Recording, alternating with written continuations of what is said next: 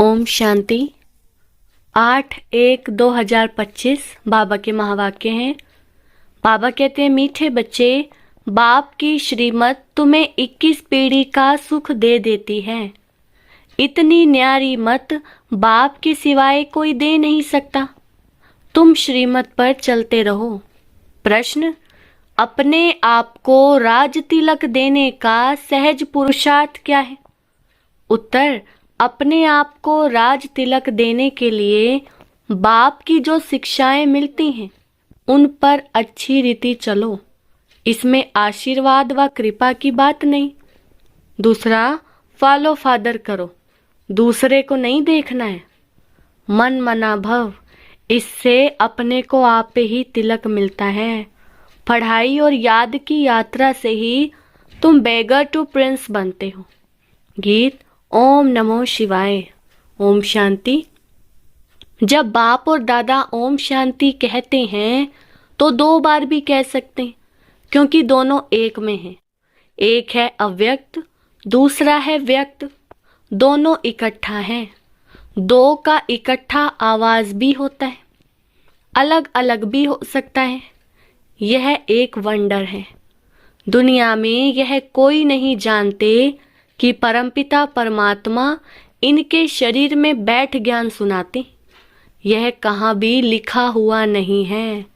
बाप ने कल्प पहले भी कहा था, अभी भी कहते हैं, मैं इस साधारण तन में बहुत जन्मों के अंत में इनमें प्रवेश करता हूँ, इनका आधार लेता हूँ। गीता में कुछ ना कुछ ऐसे वर्शंस हैं जो कुछ रियल भी हैं। यह रियल अक्षर है। मैं बहुत जन्मों के अंत में प्रवेश करता हूँ, जबकि यह वानप्रस्थ अवस्था में है। इनके लिए यह कहना ठीक है। पहले पहले सतयुग में जन्म भी इनका है, फिर लास्ट में वानप्रस्थ अवस्था में है, जिसमें ही बाप आकर प्रवेश करते हैं। तो इनके लिए ही कहते हैं। यह नहीं जानते कि हमने कितने पुनर्जन्म लिए। शास्त्रों में 84 लाख पुनर्जन्म लिख दिया है। यह सब है भक्ति मार्ग। इनको कहा जाता है भक्ति कल्ट। ज्ञान कांड अलग है, भक्ति कांड अलग है। भक्ति करते करते उतरते ही आते हैं। यह ज्ञान तो एक ही बार मिलता है। बाप एक ही बार सर्व की सद्गति करने आते हैं। बाबा आकर सबकी एक ही बार प्रारब्ध बनाते हैं, भविष्य की। तुम पढ़ते ही हो भविष्य नई दुनिया के लिए। बाप आते ही हैं नई राजधानी स्थापन करने, इसलिए इनको राजयोग कहा जाता है। इनका बहुत महत्व है। चाहते हैं भारत का प्राचीन राजयोग कोई सिखलावे, परंतु आजकल ये सन्यासी लोग बाहर जाकर कहते हैं कि हम प्राचीन राजयोग सिखलाने आए। तो वह भी समझते हैं हम सीखें, क्योंकि समझते हैं योग से ही पैराडाइज स्थापन हुआ था। बाप समझाते हैं योग बल से तुम पैराडाइज के मालिक बनते हो। पैराडाइज स्थापन किया है बाप ने। कैसे स्थापन करते हैं वह नहीं जानते। यह राजयोग रूहानी बाप ही सिखलाते हैं। जिस्मानी कोई मनुष्य सिखला न सके।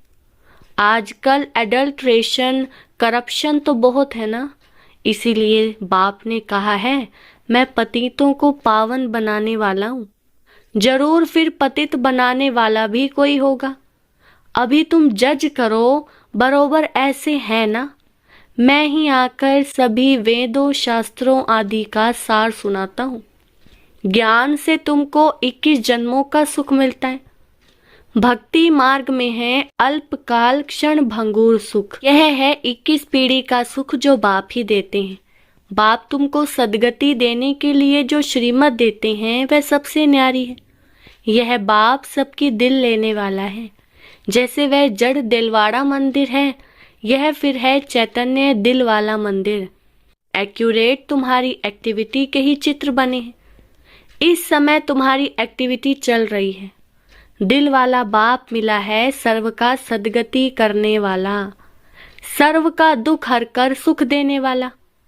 कितना ऊंचते ऊंच गाया हुआ है, ऊंचते ऊंच है भगवान शिव की महिमा। भल चित्रों में शंकर आदि के आगे भी शिव का चित्र दिखाया है। वास्तव में देवताओं के आगे शिव का चित्र रखना तो निषेध है। वह तो भक्ति करते नहीं। भक्ति ना देवताएं करते ना सन्यासी कर सकते हैं। वह है ब्रह्म ज्ञानी तत्व ज्ञानी। जैसे यह आकाश तत्व है वैसे वह ब्रह्म तत्व है। वह बाप को तो याद करते नहीं, ना उनको यह महामंत्र मिलता है। यह महामंत्र बाप ही आकर संगम युग पर देते हैं। सर्व का सद्गति दाता बाप एक ही बार आकर मन मना भव का मंत्र देते हैं। बाप कहते हैं, बच्चे देह सहित देह के सब धर्म त्याग, अपने को अशरीरी आत्मा समझ मुझ बाप को याद करो। कितना सहज समझाते हैं। रावण राज्य के कारण तुम सब देह अभिमानी बने हो। अभी बाप तुमको आत्म अभिमानी बनाते हैं। अपने को आत्मा समझ मुझ बाप को याद करते रहो तो आत्मा में जो खाद पड़ी है वह निकल जाए। सतो प्रधान से सतों में आने से कलाएं कम होती हैं ना। सोने की भी कैरेट होती है ना। अभी तो कलयुग अंत में सोना देखने में भी नहीं आता। सतयुग में तो सोने के महल होते हैं। कितना रात दिन का फर्क है। उसका नाम ही है गोल्डन एज्ड वर्ल्ड। वहाँ ईंट पत्थर आदि का काम नहीं होता। बिल्डिंग बनती है तो उसमें भी सोने चांदी के सिवाय और कीचड़ पट्टी नहीं होती। वहाँ साइंस से बहुत सुख है। यह भी ड्रामा बना हुआ है। इस समय साइंस घमंडी है। सतयुग में घमंडी नहीं कहेंगे। वहाँ तो साइंस से तुमको सुख मिलता है। यहाँ है अल्पकाल का सुख, फिर इससे ही बड़ा भारी दुख मिलता है। बॉम्ब शादी ये सब विनाश के लिए बनाते ही रहते हैं। बॉम्ब्स बनाने के लिए दूसरों को मना करते हैं, फिर खुद बनाते रहते। समझते भी हैं इन बॉम्ब्स से हमारी ही मौत होनी है, लेकिन फिर भी बनाते रहते हैं तो बुद्धि मारी हुई है ना। यह सब ड्रामा में नोंद है। बनाने के सिवाय रह नहीं सकते। मनुष्य समझते हैं कि इन बॉम्ब्स से हमारा ही मौत होगा, परंतु पता नहीं कौन प्रेरित कर रहा है। हम बनाने बिगर रह नहीं सकते, जरूर बनाने ही पड़े। विनाश की भी ड्रामा में नोंद है। कितना भी भल कोई पीस प्राइज दे, परंतु पीस स्थापन करने वाला एक ही बाप है। शांति का सागर बाप ही शांति सुख पवित्रता का वर्षा देते हैं। सतयुग में है बेहद की संपत्ति, वहां तो दूध की नदियां बहती। विष्णु को क्षीर सागर में दिखाते हैं, यह भेंट की जाती। कहाँ वह क्षीर सागर, कहाँ यह विषय सागर। भक्ति मार्ग में फिर तालाब आदि बनाकर उसमें पत्थर पर विष्णु को सुला देते हैं। भक्ति में कितना खर्चा करते हैं, कितना waste of time, waste of money करते हैं। देवियों की मूर्तियां कितना खर्चा कर बनाते हैं, फिर समुद्र में डाल देते हैं, तो पैसे वेस्ट हुए ना। यह है गुड़ियों की पूजा। कोई के भी ऑक्यूपेशन का किसको पता नहीं है। अभी तुम किसके भी मंदिर में जाओ तो तुम हर एक का ऑक्यूपेशन जानते हो। बच्चों को मना नहीं है कहाँ भी जाने की। आगे तो बेसमझ बनकर जाते थे, अभी सेंसिबल बनकर जाते हो। तुम कहेंगे हम इनके 84 जन्मों को जानते हैं। भारतवासियों को तो श्री कृष्ण के जन्म का भी पता नहीं। तुम्हारी बुद्धि में यह सारी नॉलेज है। नॉलेज सोर्स ऑफ इनकम है। वेद शास्त्र आदि में कोई एम ऑब्जेक्ट नहीं है। स्कूल में हमेशा एम ऑब्जेक्ट होती है। इस पढ़ाई से तुम कितने साहूकार बनते हो। ज्ञान से होती है सद्गति। इस नॉलेज से तुम संपत्तिवान बनते हो। तुम कोई भी मंदिर में जाएंगे तो झट समझेंगे यह किसका यादगार है। जैसे दिलवाड़ा मंदिर है वह है जड़, यह है चैतन्य। हूबहू जैसे यहाँ झाड़ में दिखाया है वैसा मंदिर बना हुआ है। नीचे तपस्या में बैठे हैं, ऊपर छत में सारा स्वर्ग है। बहुत खर्चे से बनाया हुआ है, यहाँ तो कुछ भी नहीं है। भारत 100% सॉल्वेंट पावन था, अभी भारत 100% इनसॉल्वेंट पतित है, क्योंकि यहाँ सब विकार से पैदा होते हैं। वहाँ गंदगी की बात नहीं होती। गरुड़ पुराण में रोचक बातें इसलिए लिखी हैं कि मनुष्य कुछ सुधरे। परंतु ड्रामा में मनुष्यों का सुधरना है नहीं। अभी ईश्वरीय स्थापना हो रही है, ईश्वर ही स्वर्ग स्थापन करेंगे ना, उनको ही हेवनली गॉड फादर कहा जाता है। बाप ने समझाया है, वह लश्कर जो लड़ते हैं वह सब कुछ करते हैं राजा रानी के लिए। यहाँ तुम माया पर जीत पाते हो अपने लिए, जितना करेंगे उतना पाएंगे। तुम्हारे को अपना तन मन धन भारत को स्वर्ग बनाने में खर्च करना पड़ता है। जितना करेंगे उतना ऊंच पद पाएंगे। यहाँ रहने का तो कुछ है नहीं। अभी के लिए ही गायन है, किनकी दबी रहेगी धूल में। अभी बाप आया हुआ है तुमको राज्य भाग्य दिलाने। कहते हैं अब तन मन धन सब इसमें लगा दो। इसने यानी ब्रह्मा ने सब कुछ न्यौछावर कर दिया ना, इनको कहा जाता है महादानी। विनाशी धन का दान करते हैं तो अविनाशी धन का भी दान करना होता है, जितना जो दान करे। नामी ग्रामी दानी होते हैं तो कहते हैं फलाना बड़ा फिलैंथ्रोपिस्ट है, नाम तो होता है ना, वो इनडायरेक्ट ईश्वर अर्थ करते हैं। राजाई नहीं स्थापन होती है, अभी तो राजाई स्थापन होती है, इसलिए कंप्लीट फिलैंथ्रोपिस्ट बनना है। भक्ति मार्ग में गाते भी हैं हम वारी जाएंगे, इसमें खर्चा कुछ नहीं है। गवर्नमेंट का कितना खर्चा होता है, यहाँ तुम जो कुछ करते हो अपने लिए, फिर चाहे 8 की माला में आओ, चाहे 108 में, चाहे 16,108 में, पास विद ऑनर बनना है। ऐसा योग कमाओ जो कर्मातीत अवस्था को पालो, फिर कोई सजा ना खाओ। तुम सब हो वॉरियर्स, तुम्हारी लड़ाई है रावण से, कोई मनुष्य से नहीं है। ना पास होने के कारण 2 कला कम हो गई। त्रेता को 2 कला कम स्वर्ग कहेंगे। पुरुषार्थ तो करना चाहिए ना, बाप को पूरा फॉलो करने का। इसमें मन बुद्धि से सरेंडर होना होता है। बाबा ये सब कुछ आपका है। बाप कहेंगे यह सर्विस में लगाओ, मैं जो तुमको मत देता हूँ वह कार्य करो। यूनिवर्सिटी खोलो, सेंटर्स खोलो, बहुतों का कल्याण हो जाएगा। सिर्फ यह मैसेज देना है, बाप को याद करो और वर्षा लो। मैसेंजर पैगंबर तुम बच्चों को कहा जाता है। सबको यह मैसेज दो कि बाप ब्रह्मा द्वारा कहते हैं कि मुझे याद करो तो तुम्हारे विक्रम विनाश होंगे, जीवन मुक्ति मिल जाएगी। अभी है जीवन बंद, फिर जीवन मुक्त होंगे। बाप कहते हैं मैं भारत में ही आता हूँ। यह ड्रामा अनादि बना हुआ है, कब बना कब पूरा होगा यह प्रश्न नहीं उठ सकता। यह तो ड्रामा अनादि चलता ही रहता है।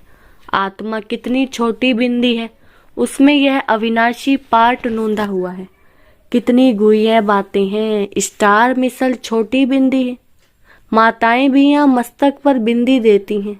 अभी तुम बच्चे पुरुषार्थ से अपने आप को राज तिलक दे रहे हो।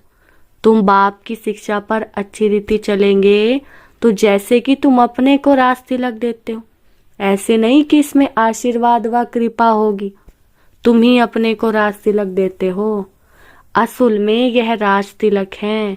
फॉलो फादर करने का पुरुषार्थ करना है, दूसरों को नहीं देखना है। यह है मन मना भव, जिससे अपने को आप ही तिलक मिलता है, बाप नहीं देते हैं। यह है ही राजयोग, तुम बेगर टू प्रिंस बनते हो। तो कितना अच्छा पुरुषार्थ करना चाहिए, फिर इनको भी फॉलो करना है। यह तो समझ की बात है ना। पढ़ाई से कमाई होती है, जितना जितना योग उतनी धारणा होगी। योग में ही मेहनत है, इसलिए भारत का राजयोग गाया हुआ है। बाकी गंगा स्नान करते करते तो आयु भी चली जाए तो भी पावन बन ना सके। भक्ति मार्ग में ईश्वर अर्थ गरीबों को देते हैं, यहाँ फिर खुद ईश्वर आकर गरीबों को ही विश्व की बादशाही देते हैं। गरीब निवाज है ना।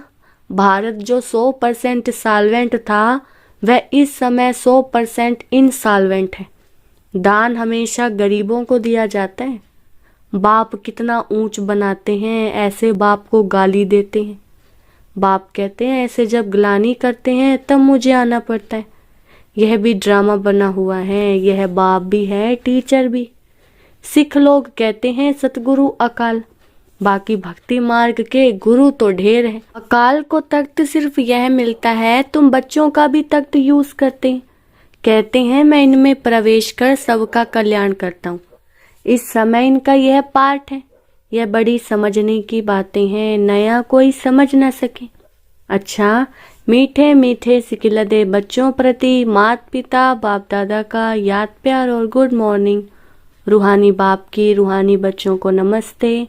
हम रूहानी बच्चों की रूहानी बाप दादा को नमस्ते नमस्ते, गुड मॉर्निंग।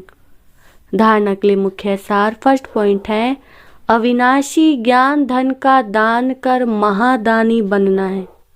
जैसे ब्रह्मा बाप ने अपना सब कुछ इसमें लगा दिया, ऐसे फॉलो फादर कर राजाई में ऊंच पद लेना है। दूसरा, सजाओं से बचने के लिए ऐसा योग कमाना है जो कर्मातीत अवस्था को पाले। पास विद ओनर बनने का पूरा पूरा पुरुषार्थ करना है, दूसरों को नहीं देखना है। वरदान, कड़े नियम और दृढ़ संकल्प द्वारा अलबेलेपन को समाप्त करने वाले ब्रह्मा बाप समान अथक भव। विस्तार, ब्रह्मा बाप समान अथक बनने के लिए अलबेलेपन को समाप्त करो। इसके लिए कोई कड़ा नियम बनाओ। दृढ़ संकल्प करो, अटेंशन रूपी चौकीदार सदा अलर्ट रहे तो अलबेलापन समाप्त हो जाएगा। पहले स्वयं के ऊपर मेहनत करो, फिर सेवा में, तब धरनी परिवर्तन होगी। अभी सिर्फ कर लेंगे हो जाएगा। इस आराम के संकल्पों के डंलप को छोड़ो, करना ही है। यह स्लोगन मस्तक में याद रहे तो परिवर्तन हो जाएगा। स्लोगन, समर्थ बोल की निशानी है जिस बोल में आत्मिक भाव और शुभ भावना हो। अपनी शक्तिशाली मनसा द्वारा सकाश देने की सेवा करो। जितना जितना समय समीप आता जा रहा है उतना व्यर्थ संकल्प भी बढ़ रहे हैं, लेकिन यह चुकतू होने के लिए बाहर निकल रहे हैं। उन्हों का काम है आना और आपका काम है उड़ती कला द्वारा सकाश द्वारा परिवर्तन करना।